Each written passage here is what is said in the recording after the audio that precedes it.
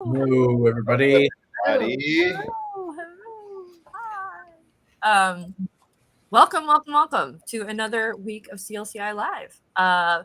Before we begin this exciting, very exciting topic, I think we should first and foremost invite everybody to please join in on the conversation while we are talking. Please let us know what your thoughts are. If you have questions, comments, anything of that nature, we want to hear from you. Please. So join in the combo. And from there, I will let somebody else introduce what it is we're talking about today.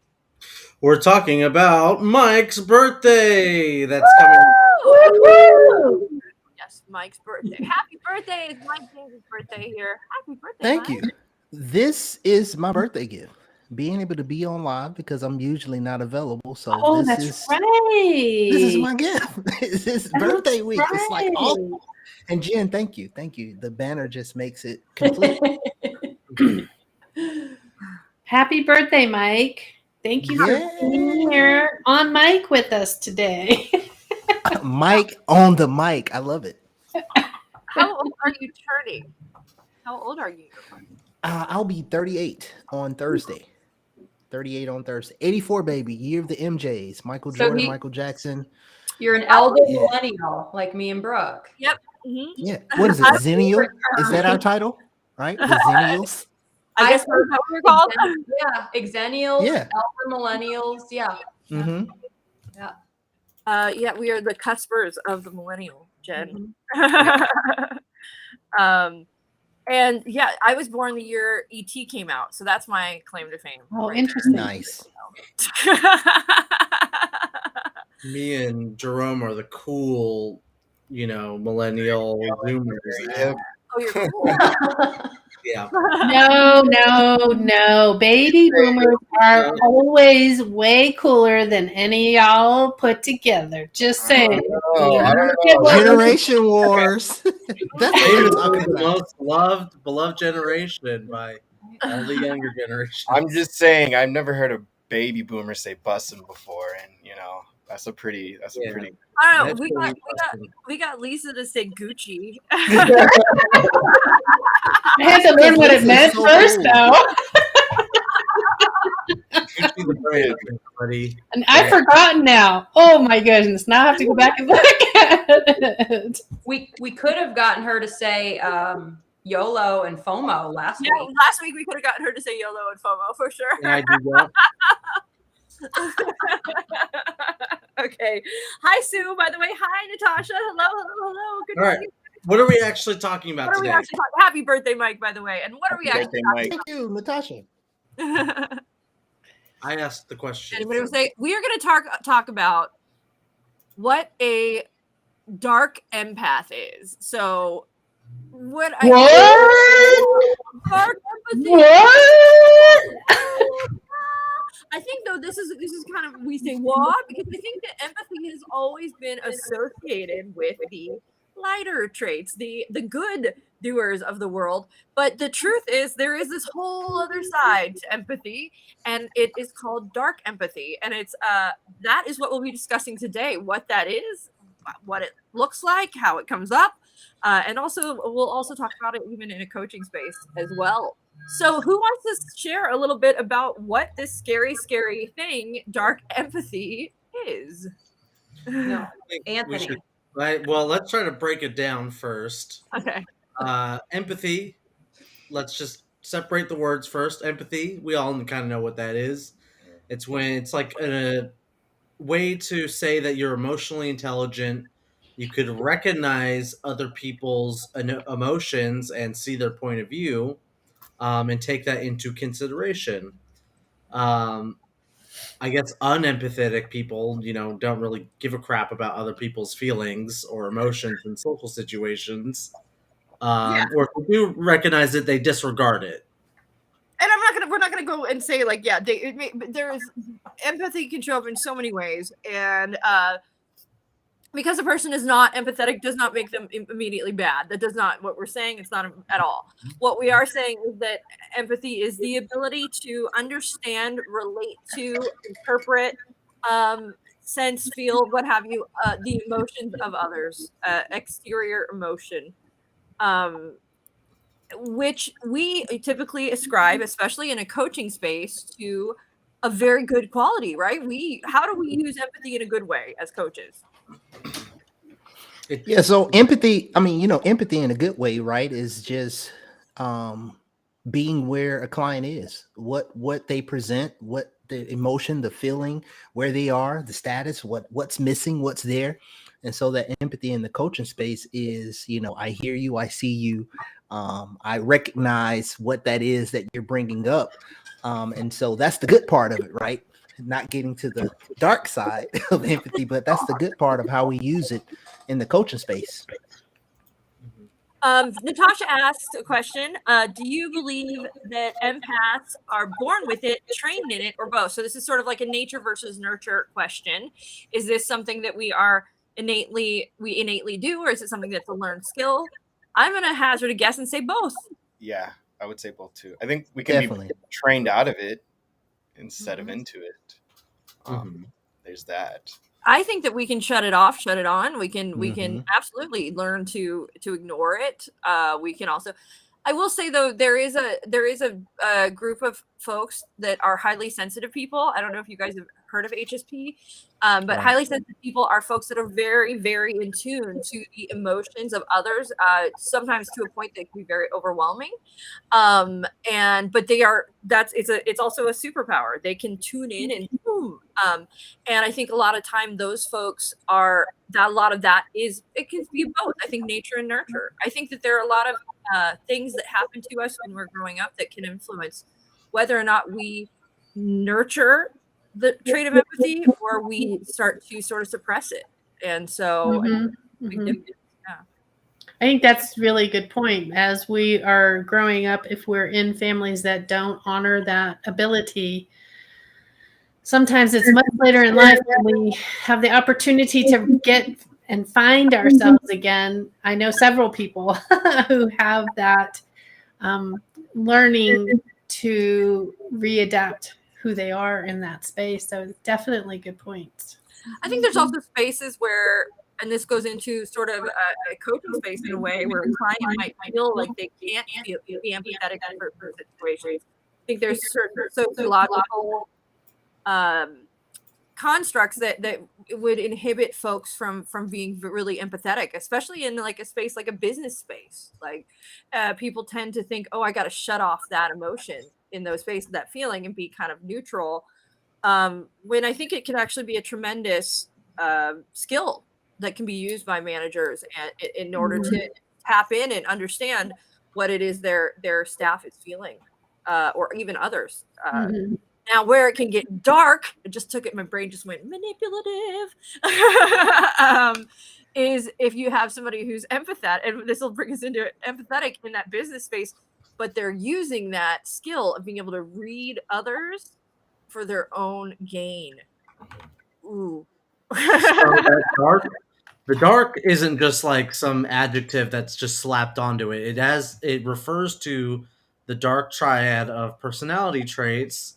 Off the top of my head, it's narcissism, Machiavellianism, and psychopathy, which might indicate to some people that it's not a legitimate sort of psychological thing, since psychopathy is no longer in the DSM-5 as a real diagnosis. But those three qualities tacked on with empathy creates dark empathy, and Brooke pretty much summed it up. It's using empathy to get what you want or to achieve some sort of ulterior motive. I was reminded in doing our research, when we were doing that research that you guys so kindly put up there and all those little tests, I was thinking about some movies, because I didn't exist back then, but when they show like the mind readers being able to manipulate the information and get to me, they're picking up cues, they're picking up information, but they're not really using it for the greater good, like we're talking in that dark empath. So that would be another place where even on The mind reading, the what do you call that? What am I trying to say? The what do you call that arts? I know it's called I guess in the more theatrical sense, it's called mentalism. Yes. You're like, I'm reading your emotions in the room and I'm influencing your decisions. And it's kind of like, how a magician would use it. But there's I've seen this, I've done the research before. There's some people who will claim that are like adjacent to the life coaching, like the bad kind of life coaching, the non-ICF life coaching, with they're doing mentalism and group coaching that involves that kind of stuff, and then just telling you what you should do, and it's usually signing up for their program to spend more money on them. So an example of dark empathy. Yeah, and it just makes me think of like, speaking of that dark empathy, I think it speaks towards motive, right? Like, what's the motive of your approach, your approach to things? And as it's been said, right, is that if it's for that personal gain or for the show, here I am, let me show you what I do, let me show you what I could do next, that turns it from now in that space where it's the good empathy and coaching, right, of where the client is, to now it's about me, and that's where it goes dark. That motive turns from you to me tell you, let me show you. I hear what you're saying, but have you thought about this thing? And now I give you the options of what to choose. So I think that's where it really brings that home. What turns it dark is the motive behind it.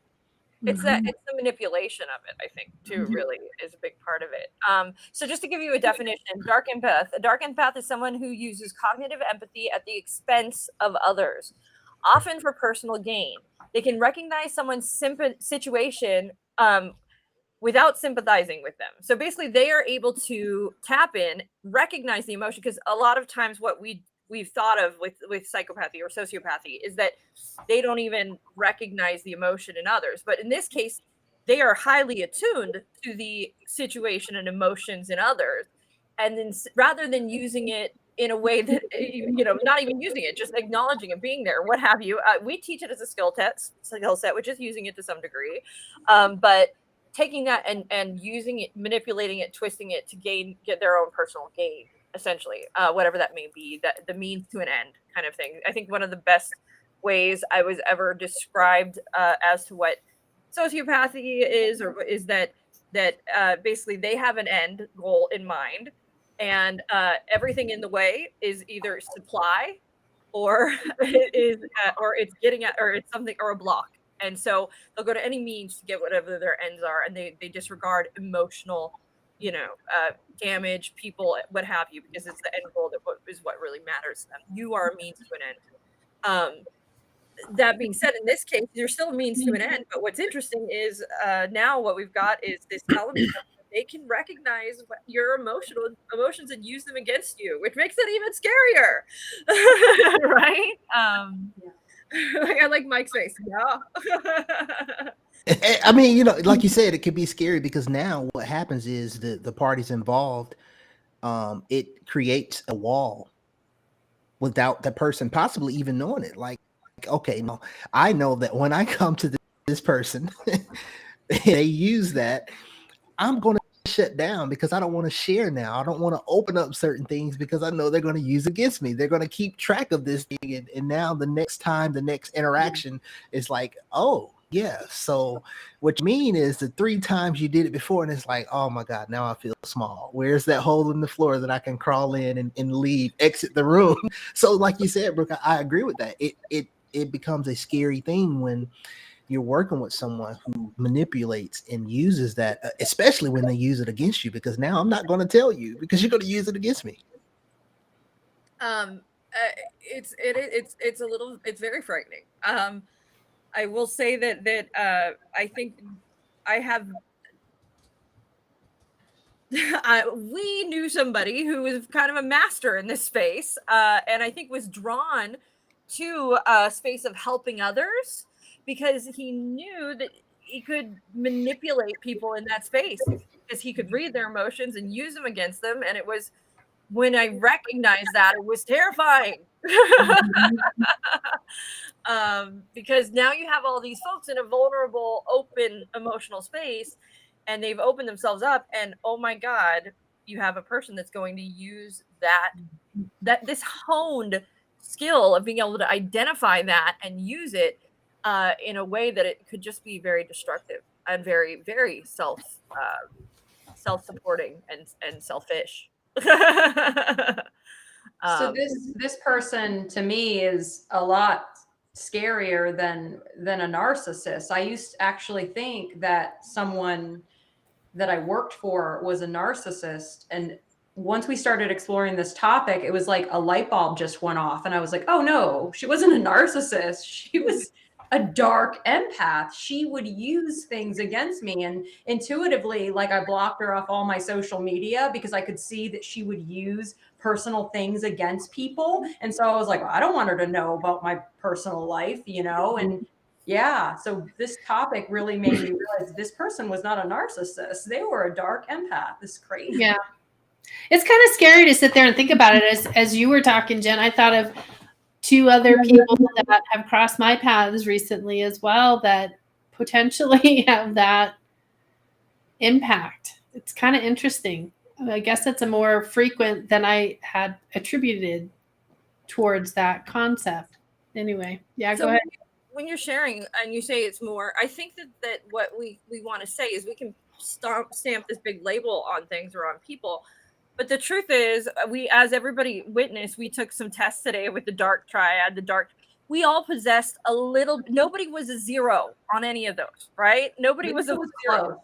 At least it was close, but nobody was a full 0, which tells you we're all capable a little bit, right? So it's what I think what happens is that little voice in our head that goes, hey, this is wrong, we shouldn't be doing this, goes off, whereas other folks that doesn't happen, and that's when it gets really scary.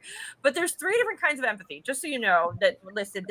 There is cognitive empathy, and that's the ability to understand someone's perspectives and thoughts without emotional involvement. So that is that I understand the emotions, but I'm not emotionally involved. Cognitive empathy. Emotional empathy is being able to feel someone else's emotions, feel the emotions of someone else is feeling as though you are going through the experience too. So that is you feeling the actual feelings of the other person and sort of taking them on and being capable of experiencing that emotion simultaneously with them.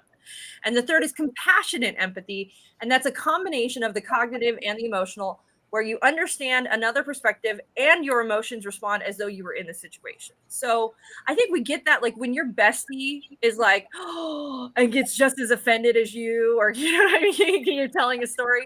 I think that's a great sort of example. This is compassionate empathy. It's both working. It's like she's getting it on an emotional level, get what you're going through, and now I feel it combined. And I think that the thing is, though, what's weird in the coaching space, and we talk in the coaching space, we really are speaking about cognitive empathy. We want our coaches to remain in that cognitive empathy space and not go to those deeper emotional levels. Because we want to make it about the client. Because if we're experiencing it too, then it becomes our emotion too, and we don't want to be there.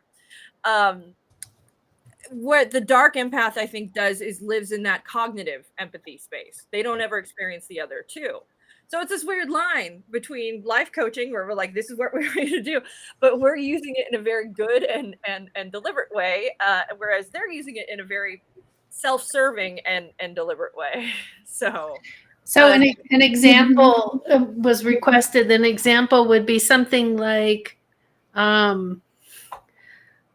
a lot of the times our coaches are getting advertised. As soon as you graduate from being a coach and you start sharing, you get all kinds of advertising, and you'll get this advertising that says, I'm going to help you get 6 figures. I got the way. I've got, don't do these things. I've got the 6. So the 6 figures, really, they're telling you a lot of the same things that we even share on here as well as in class. So they're manipulating the information to serve their purpose so that they're getting 6 figures.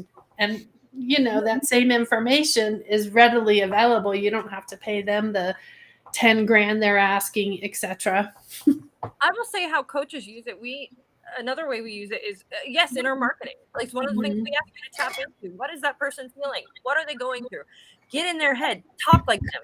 Use I statements. That is us getting you to full-blown cognitive empathize with these folks, so that then you can connect with them. But the difference being, you're connecting with them with the intention of helping them, coaching them, bettering their lives. And yes, in the process, it is a business. You're going to be, but that's what marketing is, right?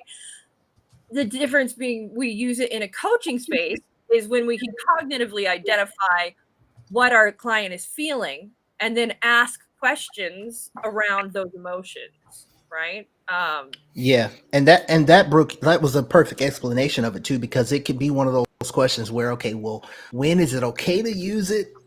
All the time. It's just where and how you use it, right? And like what you said, what you're marketing, when you're reaching out to that person who needs you, like I need Brooke and I'm looking for her, that's when I'm showing that emotional and that combination there, and like really feeling the feels. I'm thinking, okay, if I were reading this, what would get my attention that just speaks right to my heart? Like, okay, shut up, Brooke, and take my money. You're the one. You're my coach. Versus now, when we get into that space, it turns into, as you said, that cognitive empathy, whereas now I recognize there, and using that sincere validation and all the things that we talk about and we learn in the course and even on the lives, it's finding that balance there. And it's really, someone dropped it, it's really about the client. And I think that's the difference, where it stays about the person that we're helping, that we're working with, right? That we're partnering with, instead of overtaking it. And now when I overtake it and I use these things for those, as we said, those manipulative purposes, that changes it, right? That takes it to that dark empathy of what we want to avoid. And so I think it's always a good time to use it. It's just where and how you use it, and like which one you lean on. And in that coaching space, leaning heavily on that cognitive empathy, where I recognize this, and I'm really taking the time to lean into what's going on. I want to find out more. I'm hearing this, I'm seeing this shift, so I want to know more about it. I think too, I mean, without the boundaries of sort of a moral compass and ethics or something along those lines, I could see Natasha sort of bringing up here leaders who go dark. That's where those lines can start to get blurred, right? With the absence of a clear definition of what your moral compass is, it could easily teeter to a side of dark, right? Because it becomes a skill set. It does. It becomes something that you become very good at practicing. I wonder if you don't have a moral compass, is there even a distinction between light and dark? Are you even? Yeah, true. I don't know if that's even a question that you ask at that point. It's just what is. If you're a leader, it's either what is necessary or what benefits me as a leader.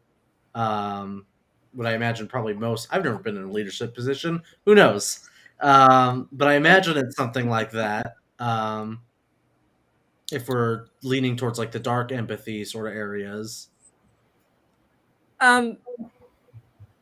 I would just to share too, in this dark empathy space, again, there are going to be a lot of sort of overlap with terms like that were mentioned before. Those, like Jen said, like those narcissistic tendencies, the Machiavellian tendencies, the psychopathy or just sociopathy, and those sort of antisocial behavior realm, that world. You'll see a lot of these things come up. Not putting a giant label on all of this. This is always bad. This is always good. This is always because I think that, again, this is a skill that can be used, and we, just as coaches, we choose to use it in a good and beneficial way. And that's mostly because we are coming from a place of wanting to help people, or wanting to help others. And I think what happens too is that empathy in us gets in the way sometimes, and that's where people get like, I don't want to charge. Hi, Haley. Hello, Haley. So in the space of dark empathy and this how do you think dark empathy might show up in somebody else? Like, you guys have experienced it, Lisa, Jen, specific examples. Let me think of it. I can't do specific example right at the moment because it will tie into an actual person. So let me think of a generic way to explain it. And if Jen, you are ready to go with that. I can give you a specific example, but I'm still clearly stuff is coming up for me as I'm thinking about it. So I don't have kids. I have a dog. My dog is my child. My dog is my world. And my current dog, before her, I had a dog for 14 years. He was my baby. And when he died, I was devastated. I needed like a week off work. I was not good. And someone said to me, knowing that this was my relationship with this dog and that was my baby, why do you need so much time? It's just a pet. And that word, it's just a pet, like cut through me. And it took a lot for me to process, like, that was a deliberate attack from this person. This person, I had spent so much time with this person. They would ask me about my dog all the time. They knew my dog was my world. That was that's a dark art from this person. That bitch. I want to punch her. It's the thing too is that was subtle though, right? Mm-hmm. And there's a subtlety. Mm-hmm. It's an art, like you said. It's an art. There's a subtlety. These aren't like knock you over the head. Right. If it was knock you over the head, they wouldn't get away with it. It's right. The subtle art of it that's terrifying. It's the sneakiness. They're like spiders. It's the gathering when you feel like you're in that safe space with someone as you're describing it, which kind of it describes the different situations that I can't go into too much detail at the moment. So they're gathering all of this information and you feel safe and secure in this space. And then they slam you and are out to get you and using everything that they know to get you. And that's what they're wanting to do. Because they're justified in their reason. I'm sorry. Go ahead, Mike. No, I was just going to say, Lisa, and to that point, and even what Jen said, I think that's a lot of times where it shows up most, that dark empathy, someone in your circle, someone you're connected with, that you have that relativity to, that knows enough about you to know what buttons to push or knows how to be sneaky. Like Brooke was saying, that sneaky way to do that right thing that triggers you. It's like, just right. And they know it, and that's that closeness, that relationship may have been built for years, or you know this person well enough that they know exactly how to say that thing that's going to take you to that place. And sometimes they're family members, right? So how do we think about now we're working with clients? How do we help our clients navigate that space, which they can't get away from family members for the most part? Let's just say they can't. I mean, obviously relationships can end and you can move away. Yeah, go ahead. Oh no, I said I can. I've definitely cut out some dark family members. Yeah. Well, I mean, sometimes you can, absolutely, and there's other times that your belief systems don't go along with cutting that out. You know, whether you have religious beliefs or whatever they tend to be. What ways could you coach someone? Everyone on here, we haven't heard from Jerome in a little bit. Think about a coaching moment to even Jen's. How would you coach her? Well, in that scenario, that immediately just invokes a reaction out of me that wants to say, forget that person. But I could ask Jen, maybe in this space, how do you think that reaction is serving her? Why? What do you believe caused her to pretty much react in that manner? And what's on the other side of that reaction for her that you believe that she could be getting out of that? She wants me back at work as soon as possible. That's all she cares about. That's why she said what she said. She wanted to hit me in the gut, make me feel guilty, and come back to work. It's that simple. So my one of my questions in this space might be, well, can she make you feel anything? She cannot. It's just words. That was not just a pet. That was my baby. I will take my week off work and the business will survive. Can we add like a beep at the end of that. yeah. And you know what? To carry that further, like what Jen said, right, is that would probably be my line of questioning, right? Because of course, like Jerome said, the first thought in my mind is the nerves of that person to say something like that. So I would really lean into the control, right? The controlling force that Jen has. Like, what would you like that outcome to be moving forward, right? And in that thought process there, because now at this point, the damage has been done by that other person that we can't control in that moment. So it's like, what would you like to see happen? Really, where I would start, like, what's that outcome? Because what Jen just said is what I'm hoping would come out of. Okay, I know the motive there is there. Like, they don't care. They just want me back. It's past what's going on with me. They just want me back at work to do what they need. You know, what they have, their best interest. So I would lean into that client, whether it's Jen or whomever else, is what would you like to happen moving forward, and let's go there, because it now redirects at the very least. I want one thing though that's coming up for me in this space is oftentimes the person being manipulated though is highly susceptible to the manipulation and may even have guilt around being able to be manipulated, whether if they may not recognize it, but then if they have recognized it, they may then have guilt for being capable of being manipulated. And so it's this really kind of like emotional layering of just, it's like an onion, but where it's like, oh my God, okay, wait, I was being manipulated. And then it goes, once you figure that out, you're like, oh my God, how did I get, and then it's like this thing where it's just more and more. I could imagine that could be a really tough space to be in with a client as you're, like they're working with somebody that is actively manipulating them.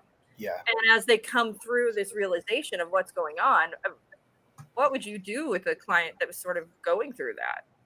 So I had an experience. Sorry, that you're bringing up another time where I had a client that was totally manipulating the situation, totally manipulating what I was hearing, and I'm like, how did I get this so wrong? I'm pretty good at listening, and especially when I'm in focused and in a coaching environment, I'm really good at reflecting and saying it back. And this client kept telling me, nope, that's not what I said. I'm like, oh wait, that's what I said, gaslighting you. They were gaslighting you. Like, no, I didn't say that. Okay, well, I'm so sorry. I'm missing something. Please tell me again. And she would say the same exact thing I said. I go, okay, what do I need to know? Because I'm like kind of getting the gist of it instead. And she said the same thing. And so I reflected back that same thing. That is not what I said. I'm like, oh my gosh, you were kidding me. She was trying to get me to agree with her on, I'm not going to go into details because it could identify, but to agree with her on doing something that was not appropriate. And so no, I didn't. Okay, that's funny. Yeah, it was very interesting. I left the session.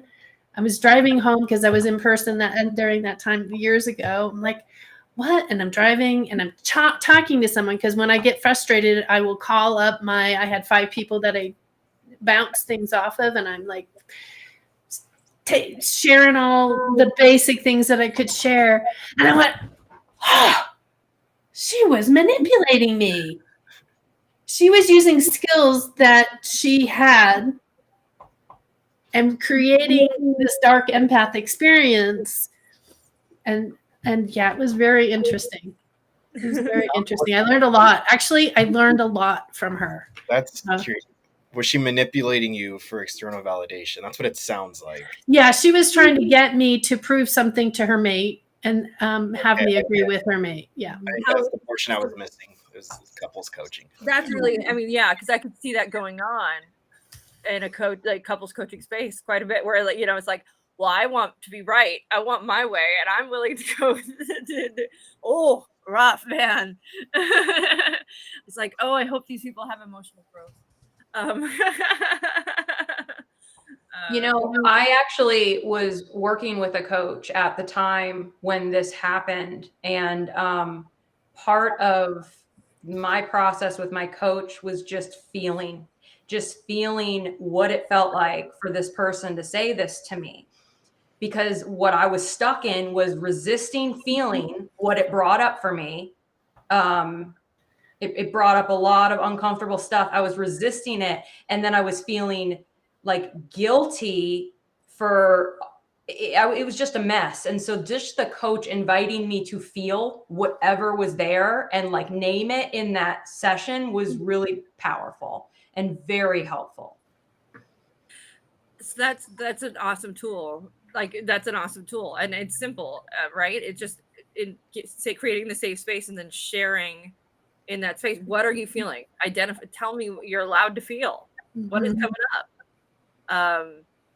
One of the unspoken powerful things, and probably part of the reason we don't push down so much emotion, right? Because at some point or another, our emotions have been used against us. And that's, again, one of those powerful things that superpowers coaches have, is creating this safe space for clients where they can feel, and it's not going to get used against them. And it's not going to be... feel the feels. And it's okay. You're okay. You can feel whatever you're going to feel, and nobody's going to manipulate you or use it against you or poke you or needle you or push your button later because of it. And that's kind of amazing. So I just had a moment where, like, this is kind of why coaching is awesome. Thank you for that share, Jen. I wanted to ask, as a client, how do you separate the good coaches from the bad coaches then? How do you know that your coach is using empathy for good and helping you rather than just trying to keep you, as a client? And what's interesting, really, sorry, Mike, in this space, because I'm asking the same question, I'm just adding to it. So this is a yes and moment. There are coaches that I think are very self-serving that are still helping people. Can you? Do we deny that? Like, can we? It's weird. It's weird. Yeah. So that's true. But are they helping them in the best way that helps them, or are they helping them in a way that serves them first? And the benefit is that it helps the individual. But if it doesn't matter if the client's happy and getting what they want at the end. If the client is aware of the situation and still comfortable with it, I would say no, it doesn't matter unless you don't feel as though that you are serving to your full potential and feel as though you should maybe go elsewhere morally. If I guess your morality gets in the way at that point. So much turmoil. Mike, what were you going to say? Well, first of all, I just want to say that speaks to the character, ethics, and morality of all of us to even, pause at that, because, some coaches be like, no, it doesn't matter about that. So yay us for at least pausing to slow and think about that. But I was just going to say, like, to what the question that Anthony posed there is, I had a client that was in that situation, leaving another coach, actually still seeing another coach when they started coaching with me. And this was a coach. You had a client leave one coach for you. You're the other coach. See me? I was the side coach. I was the coach on the side for a little while. And what happened was, here's oh my gosh! You stop talking right now. Just stop talking. Here's the kicker, though. It's the awareness, right? What Jen said, feel the feels. Just from me holding that space and actually leaning into, yes, Natasha, the side coach, just leaning into that the superpower that coaches have to hold that space and create that safe space, all of that came out, and it allowed the client to actually open up about what was going on. The revelation they came up with was, oh my goodness, I really the client shared with me most of the time, I just held my tea or coffee and I just sipped as they talked me through all this stuff and taught me and told me this and that and told me about master classes. And they waited until it was a moment to answer a question or to add anything about them. And so in that space, I think it goes back to that word that we really don't know the true motive of that coach, right? But I think it goes back to that as well. And it's like for clients, right? To go back to the question, for clients, I think it's important to always ask ourselves, right? As if we're the client, like, is this serving me, right? Because that's a question we always ask in coaching. Is this serving me, and how? Because now if it's my greater good and it's helping me progress right into those goals and closing the gap of where I am and where I want to be, then great. But if somehow in this space it feels a lot more rocky than what I actually signed up for or what I hired this coach for in the first place, that's when some questions should come up of, okay, wait a minute, am I being manipulated here, or does this coach have their greater good at heart and not what my goal is? So I think for anyone who's seen our lives and who have witnessed any of that, that's the important part of it, is it's about the client. And so if you feel in a space that, okay, this is turning less about me and more about them, I think that's when we need to start getting to the point where we write some things down, like, okay, maybe it's time for me to move on. I've experienced that. I've been a client in that situation where I was like, oh wait, this is no longer about me and my needs. This is now about you and yours. And it was I was done. At that point I was like, I can't do this again. Like, I don't want to. Because it's not the space I want to be in. It's not authentic. It felt like if something was being forced on me, and it felt like I wasn't being listened to, and it felt like, I mean, no disrespect whatsoever to the person who was doing it, but I think the best intention was there. Don't get me wrong. I think the utmost of intention, but at some point, ego entered the picture, and the moment that happened, it was like I shut down, and I felt it like in the session. I just shut down. I was like, ooh, okay, from now, like now I'm tuning out. I'm not paying attention. This isn't resonating with me anymore. And so I think that's a really good point. We know when that happens. We know when we feel that, like when we're like, oh, this is about you, not about me. You're not listening to me. Or how many times have we been given advice where we were like, you're not understanding my situation? It's really, you've really struck a chord there with me, Mike. This is a topic that's bringing up a lot of stuff for us. Yeah, you know what though, even what you said though, Brooke, that's the important thing. I think it's really taking time to sit with that gut feeling, right, of what comes up, because I think in the back of our minds, and that client that I talked about stated that to me, in the back of our minds, we feel it and we know. Sometimes it's the first session. It's like, oh, you know what? I don't know how I feel about that, but I made a commitment. I got this package, or oh my goodness, this just brought up something. How many times is it? Okay, now I don't want to feel like a failure, so I got this 12 weeks. I'm gonna stick to it. I got these 6 weeks, even though I know it's not serving me now. So that brings up another thing where it's like, I feel it, like this is not serving me. This kind of talks. We're starting to preach right now. I'm just saying. Lisa, listen, she brought up a second ago about that 6-figure coach thing. I have been on the other side with clients who came to me after going through programs like that, and what they do is they make those people who come out of the programs and aren't as successful feel bad. They tell them it's because you didn't do all the work. And mind you, they're piling mountains of work on them, like an inhuman amount of things that they have to get done on top of their regular life. And so it's impossible almost for anybody to get through it. But they know that, and they use that guilt. They use that immense amount of work to then manipulate so that they don't have to come up with the end of the day. They're like, well, this is your fault, not ours. Like, this isn't our thing. This is because you didn't do the program right. This is because you didn't. And then they use that guilt, talk about dark empathy, to make those people who paid for their programs feel bad, not ask for refunds, or not have an actual expectation of results. And it just, that right there, talk about dark empathy.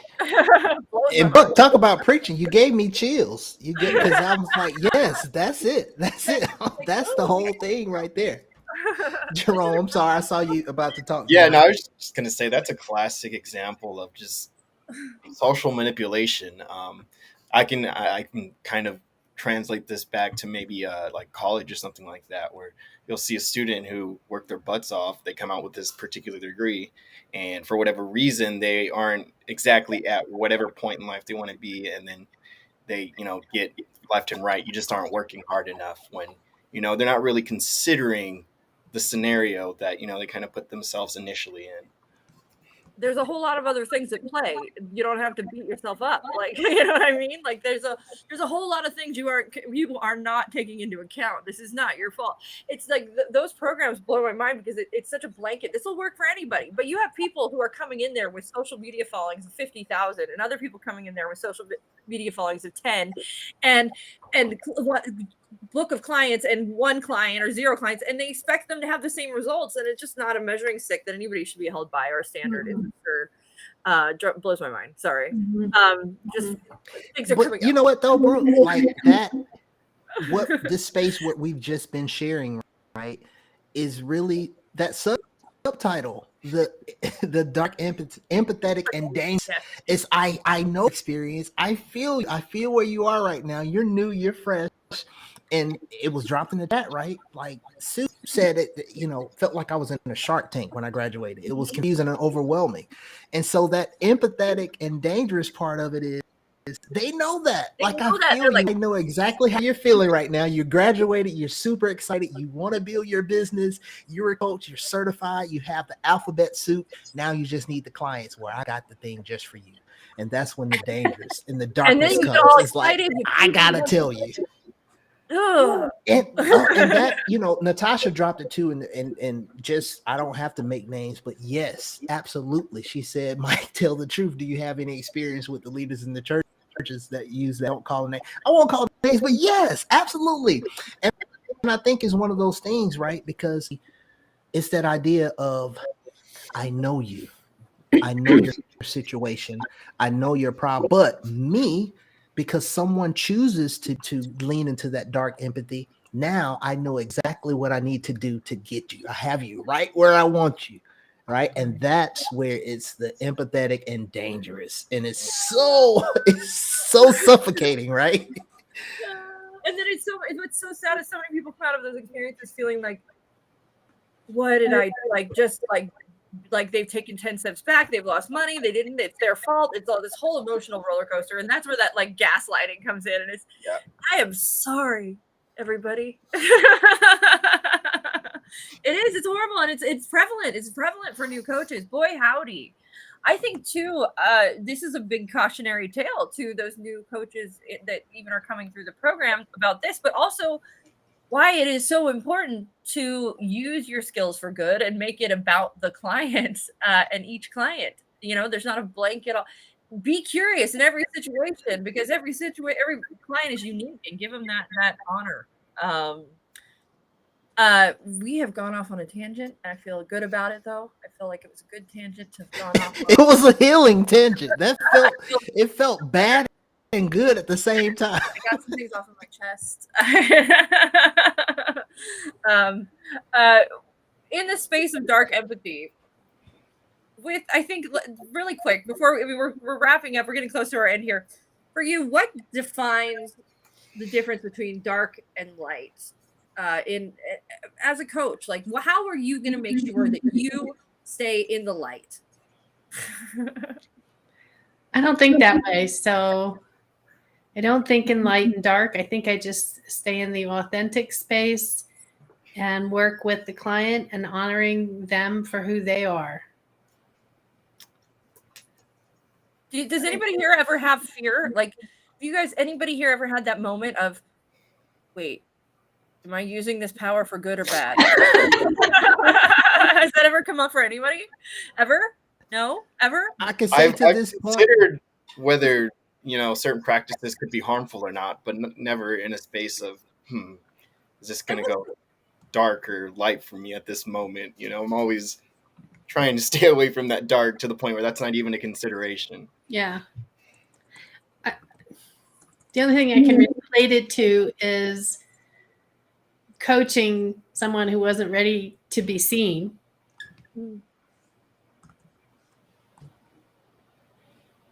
Coaching before they were ready, essentially. Yeah. Yeah. Mm-hmm. Mm-hmm. Mm-hmm. I think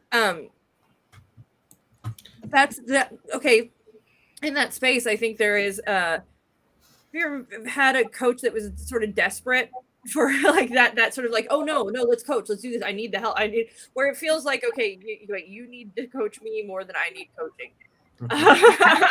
I've seen it, and I could see that could be a little bit scary space, but all with the best intention. But at the same time, could be putting somebody in a space that maybe they don't want to be or already. Yeah. I think too, like Brooke, just answering where you talked about being in that, as a coach, how to stay in that space, right? And I would just say, like Lisa said, when Lisa answered, I was like, well, thanks, Lisa. That's the perfect answer. I can't top that. But in that space of just being in the preferred space, right? That's what I would say, because light and dark, my light could be someone's super dark and vice versa. So I would just say it's the intent, right? But intent, I would say that's like kinetic, or potential energy. And then that word I've already used earlier is motive. And I would say that's like kinetic. That's where I put that intent into action and movement in a form. So that intent mixed with motive is where I stay. And the motive and intent for me is really to be curious about what works for the client. Like, and even in the class space that often, I say that's probably the word that the students will hear, the coaches will hear me say more than anything else, is curious, because I'm curious and interested. Really am curious and interested in every single session that I have on what's going to work for the client. And so it keeps me from going into that space where it's going to move me to that dark empath, where it's about me, or about what I want to see. Because even in those times where this is where I just thought of this. This is where times where it could be on the edge of maybe dark empath space is when you play the opposites game, right? Like, what's the worst case scenario? Or what if you don't? What if it never happens? What if it doesn't happen? What does that look like? And it's still for the purpose, the intent and motive of me figuring out what's the best possible solution for the client. Because maybe when they, going back to what we talked about earlier, maybe when they feel the feels of that not happening, it goes to, yeah, I don't like it. Now let's talk about the solution. And so I think it's intent and motive for me. I think too, one of the things Anthony does best is playing devil's advocate. Does it mean that he is? Does it mean that he firmly believes in whatever he is advocating? No, he's offering an alternative perspective so that we can have a discussion around it and explore it. It doesn't necessarily mean that is what he believes. He just has the ability to offer the other side and the I guess the willingness to do so. On the other side, no, you're wrong. Thank you. The contrarian. Yes, the contrary. Jen, go ahead. Well, now that's got me curious, Anthony. What would you have said? How would you have coached me if I brought you that dog situation? I'm really curious now. I would say similar to what I think it was Jerome who was doing the sort of the coaching. It would be figuring out what is it that person want. Well, for one, I wouldn't even assume really if that person was using dark empathy to manipulate you. I would ask you first, why do you think that person said that? There could be a whole bunch of reasons why, but if it does go to, or Lisa just coached me a little bit in the comments, so now that's affecting me. I'm going to pretend I'm going to disregard Lisa for the moment. If this is something you want to talk about, why do you think this person said it to you? If it was something because they're careless or they're being unempathetic, then it seems to be something to move on. And then the coaching moment it is, what do you do with those feelings right now going forward? If you believe that they were being empathetic but trying to get one on over you, well, what do you think they were trying to achieve with this? And then what can you do with that instinct later on, which I think we talked about. You thought she wanted to keep you on the job and not take your time off. Okay. I would probably add there's probably no way to validate if that's true or not. But that being said, you want to take time off. Are you going to let this comment affect your decision? Yes or no? And then No. we go from there. So I might be coaching the ghost a little bit, Lisa. It is moving forward just a tiny bit to sort of what are you going to do with this information, or what is the situation given to you. Now, going back to that, I can't ever know, and I don't think anybody could ever really know for sure whether dark empathy is being used on them or not, because I don't even really think dark empathy is an actual trait you can assign people. What I do think is real is that empathy exists. It depends on how you use it and whether if it's a means to your own end, or you're treating the other person as an end in themselves. You won't know, and you got to be okay with being okay with you're using the other person, but you're also trying to help them at the same time. When we talk about coaching, you are using the person as a means for profit and to have an income, and we talk about that in marketing. But in the session, you're also trying to genuinely help them, and you're using their emotions to try to get them to a spot where they accept and realize and can make a decision going forward. And so there's both of them. It's not light and dark. It's just empathy. I wouldn't say we're using their emotions. We're identifying. We are. Identifying to what end, though? It is a use, I guess. So this sort of brings up for me what happens in these moments when I ask that question. Do you guys ever wonder? Well, I have wondered if, because I am a very analytical person. I'm a very feeling. I always say I'm a feeling robot. So when I'm not in the emotion, when I am not experiencing the emotion, it's a very separate thing for me. So when I'm in the emotion, it's a whole other thing. God only knows what's going on in this head. Who knows? It's not logical, and I don't know what's going on. When I'm outside of it and I'm not feeling it anymore, I'm very capable of being very analytical and looking at this, looking at that, trying to understand it. And I understand it from a very non-emotional place, and where it feels more like an analysis. And it's a skill set to me that I've used and I do use. And when I'm in that space, I have moments where I go, is this normal? Like, should I be like feeling more things in this space, or should I, or this is just for me, it is a skill set. Am I using it to manipulate others? No. But am I using it to acquire knowledge about myself or a given situation? Yes.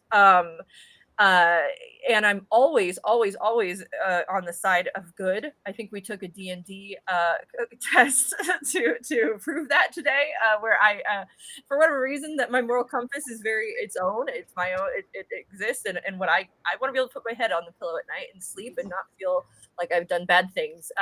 However, I define those things.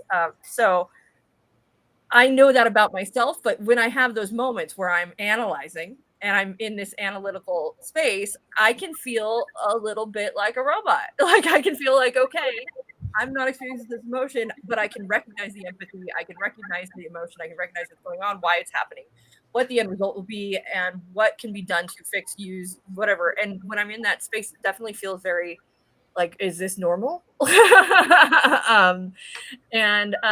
that's one of the reasons I asked that question. I just wanted to see if you guys were all resounding. No, we've never felt that way. We were always empathetic and doing good, and we never are unattached. And I was like, okay, I'm the weird robot. Okay, cool. I mean, I'm different from you in the sense that I don't really I'm kind of unempathetic person. I can choose to turn it on and off when I need to, but my preferred state is just not even really feel other person's emotions or even be concerned about them. See, I'm the opposite. I'm constantly thinking, analyzing, and wonder. Like I'm assessing others. It's like a constant state for me, which is just weird. So, I think that's part of. I think you and I have said this many times that we're people pleasers, and I think that's where that can show up. So. Absolutely, it can, because it becomes when you leave a given situation, it becomes an analysis of that situation, and then, and I think that it can become a skill set of knowing how to maneuver it, use it, do what you need to do to alleviate. So we do it in customer service all day long. This person is calling me. Okay, what do we have to do to get the emotion down? To get the, we use it is a skill that we use, whether we want to admit it or not. So, but I think that that's true. It doesn't necessarily mean that it's dark and it's bad either, though. It certainly may just mean we can manage the emotions of others and navigate them with some assurity. I had somebody in customer service the other day. They couldn't hear me on the phone. I just brought it up. Not that they couldn't hear me. My phone was cutting out. So what do? We raise our voice so they could hear me, right? Because that's what surely the problem is. And part of me wanted to be mad at her, but the other part is, well, she had the strength to actually say, ma'am, you don't need to raise your voice. I can hear you fine. It's the phone that's cutting out. And I'm like, I've wrestled with that because she's using assertive communication, but somehow I felt embarrassed or something afterwards. I haven't quite figured it out yet. Oh, I'd like really quick though. We had a quick question. So that's interesting. Using people for profit. How can we show up so there's more of a collaboration? I think this, by the way, this is something that I thought about, and I've thought about kind of to a big degree. Is we have a weird thing in our culture or something where when we hand money over to someone, there's a guilt for some reason brought up for the person who is accepting the money for a service. No. That is a collaboration. That is a person choosing to hand you money for a return of goods and services, whatever that may be. That is a contract given. I'm giving you this with the expectation of receiving this. Obviously, the clearer those terms are, the better, and that's why we have things like session contracts, and because the clearer the terms, the better. But there's no guilt there, and there's no use. That is a collaboration. That in itself is what that is. That's me hiring you so that we can work together, because I can't do it alone. That's why I'm hiring a coach. And if you're working with a coach, it is a collaboration. Now, the degree of your involvement in that collaboration will depend on what we would say is the for us, the more ICF they are, the more they're abiding by those rules. You're probably getting a higher level of your ability to collaborate. The ones that are just going to tell you what to do, that collaboration's a lot less. Mm-hmm. It's a whole they know what's up. They got a system, and they don't need your input. And Brooke, to add on to that too, like for the question, right? How can we show up so that it is more of a collaboration? Once you make the decision to hire me, right, Brooke, as your coach, then once you made that investment, your time, your money, then I better show up. That's it. That's how I show, that's how I show up for the collaboration.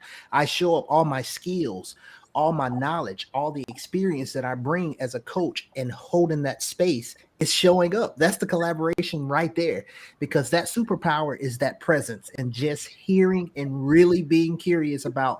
And it kind of goes back to what Anthony said too, to what means. For me, yes, I am using it. I am definitely using what comes up. And what means is to the means and the end of getting them to the solution that they desire and design. Because I'm going to reflect it back. I say this often in class, there's power in the mirror. I'm going to reflect back what I heard and what's going on there, and add to what's the feeling behind that. So now when you reach that point, we're celebrating together. That's the collaboration. Woo! Preach it. Right there. Right there. We don't need mic drop. We're out. Good fun. Happy birthday, Mike. Thank you. Woo! Thank you all.